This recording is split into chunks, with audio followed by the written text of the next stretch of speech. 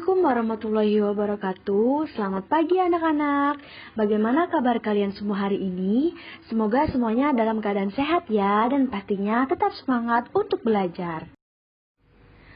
Untuk pembelajaran hari ini, kita semua akan belajar tentang teks eksposisi yang berupa artikel ilmiah populer dari koran atau majalah. Sebelumnya, ada yang sudah tahu atau mempelajari apa itu teks eksposisi dan apa itu karya ilmiah populer? Nah, kalau kalian lupa dengan teks eksposisi itu apa, kalian pasti pernah mengungkapkan pendapat kalian tentang sesuatu kan? Contoh sederhananya, pakaian ibu berwarna hitam dan kerudungnya berwarna abu-abu. Menurut pendapat kalian, apakah pakaian ini cocok dengan ibu? Nah, untuk lebih jelasnya akan ibu paparkan apa itu teks eksposisi. Teks eksposisi adalah salah satu jenis pengembangan paragraf dalam penulisan yang isinya bertujuan untuk memberikan penjelasan yang singkat, akurat, dan padat. Atau teks eksposisi juga bisa disebut sebagai paparan proses. Nah, tadi kita sudah mengetahui apa itu pengertian dari teks eksposisi. Sekarang, pengertian dari karya tulis ilmiah populer. Karya tulis ilmiah populer adalah karya tulis yang berpegang pada standar ilmiah, tetapi ditampilkan dengan bahasa umum yang mudah dipahami oleh masyarakat awam dengan tampilan yang menarik, sehingga masyarakat lebih tertarik untuk membacanya. Karya tulis ilmiah populer sering kita jumpai di media cetak seperti koran, majalah, dan sejenisnya. Sekali lagi, mengapa dinamakan karya tulis ilmiah populer?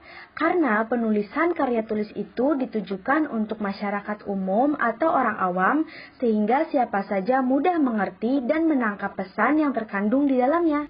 Ditambah lagi disajikan dengan layout dalam tampilan yang menarik dan tidak monoton. Tujuannya agar masyarakat lebih tertarik untuk membacanya. Nah, selanjutnya ada pun ciri-ciri dari artikel ilmiah populer. Biasanya, artikel ilmiah populer itu menggunakan gaya bahasa yang persuasif atau gaya mengajak, menggunakan bahasa yang jelas dan lugas, menggunakan bahasa yang populer atau tidak baku. Isinya juga mengjabarkan informasi-informasi pengetahuan.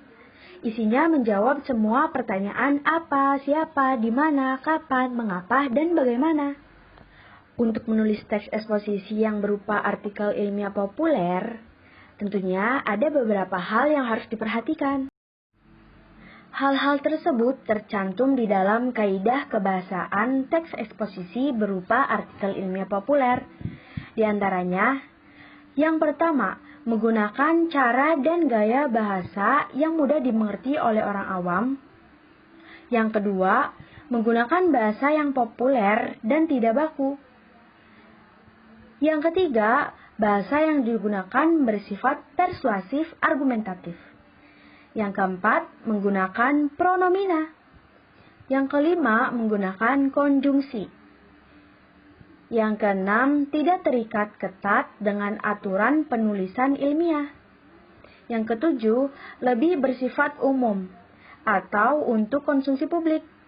Yang kedelapan, disajikan lebih ringkas dan lugas.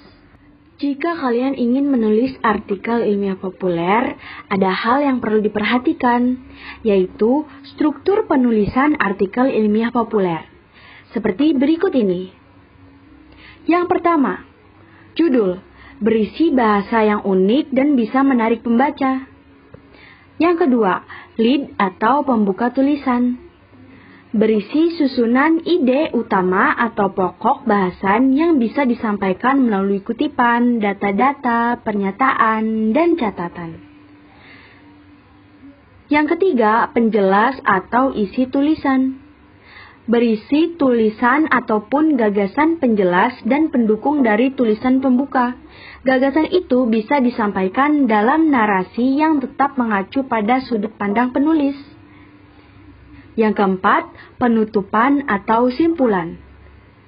Berisi pernyataan yang merangkum, mempertegas, dan memberikan solusi atau menjadi tulisan yang menyimpulkan semua isi tulisan dari awal hingga akhir.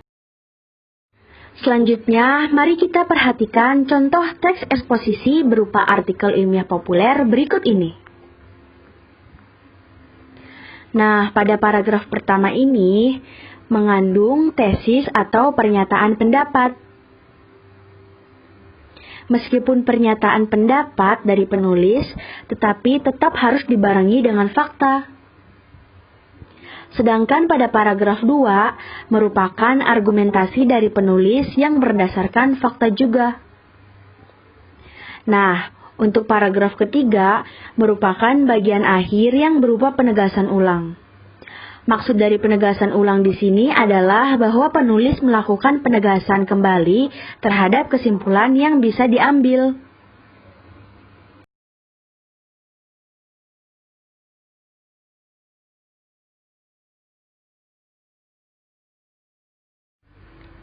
Sekian pembelajaran kita hari ini. Semoga kalian bisa paham ya dengan apa yang kita pelajari tadi. Terima kasih. Wassalamualaikum warahmatullahi wabarakatuh.